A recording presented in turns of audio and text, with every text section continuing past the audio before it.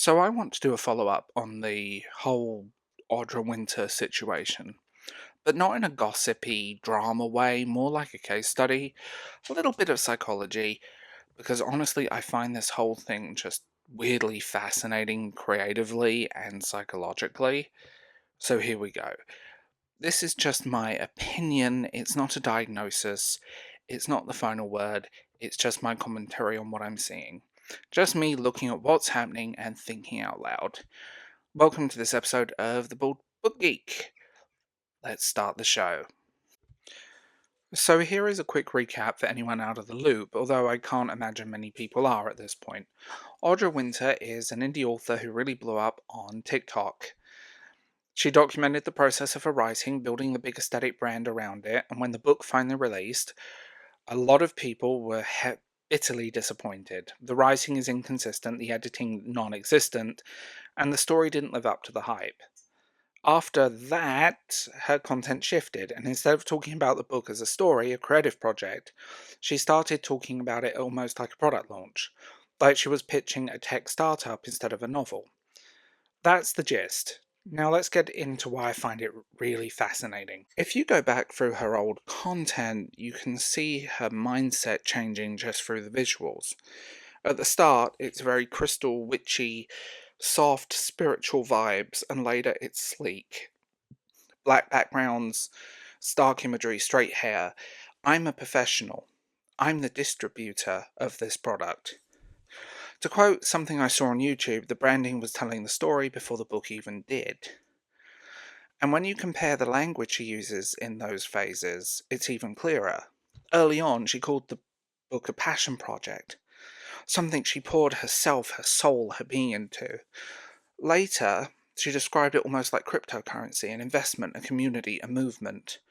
The words become less about the book and more about a movement, a value of it.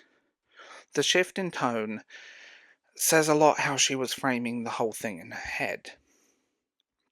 What really hooked me, though, was how she talked about her work.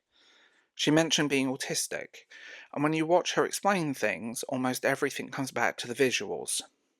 How it looks, how it's presented, how people will perceive the aesthetics around the book. It's rarely about the structure of the writing, the rhythm of the poise, or the editing choices. It's about the look of things, and to me, that feels like brain wiring. Some people are hyper-focused on sound, others are focused on logic, others on emotion. For her, it seems to be the visuals. And I don't say that as a dig, because it was frighteningly familiar to my younger self. And I find it really interesting. Because a lot of neurodivergent creators, the process doesn't match the industry standard, and sometimes that produces genius, and other times it creates fractures. What I think hurt the process really, hurt the final product. She didn't really edit in the traditional sense. She wasn't refining and polishing. Instead, she kept rewriting the book from scratch, over and over. So every draft was really just another first draft, which means you never get the depth that comes from layering, from fixing problems, from smoothing things out. You're just restarting the engine again and again and again. And it showed in the presentation. And when you do that, the final result is always inconsistent. The characters reset, the voices shift, the tone changes chapter to chapter.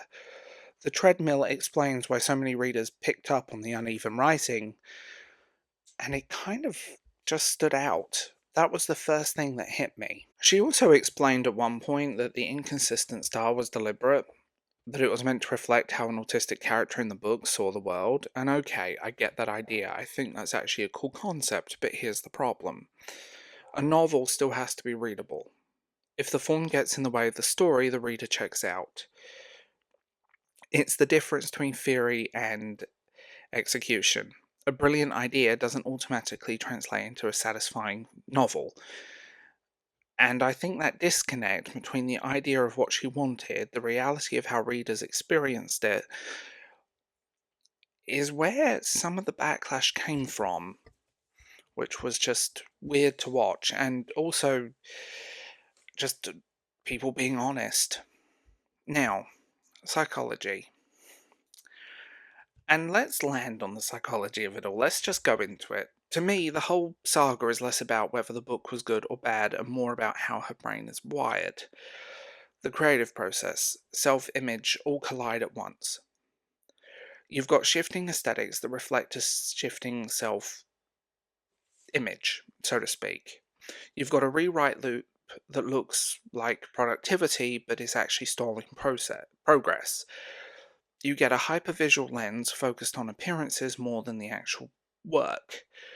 And when the criticism came in, the defense mechanism was to reframe the book as a business product instead of a creative work.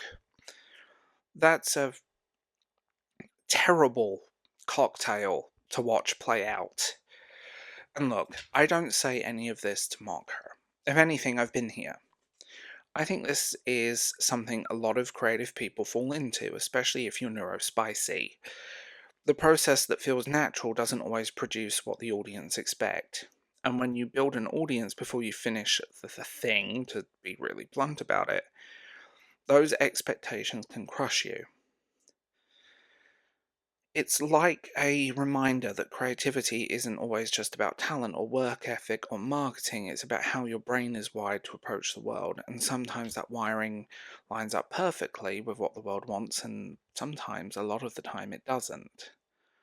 So yeah, that's my take. No drama, no tea, just looking at it at this really interesting case. This sort of everything playing out has just got my brain thinking, and I've been kind of hyperfixated on it.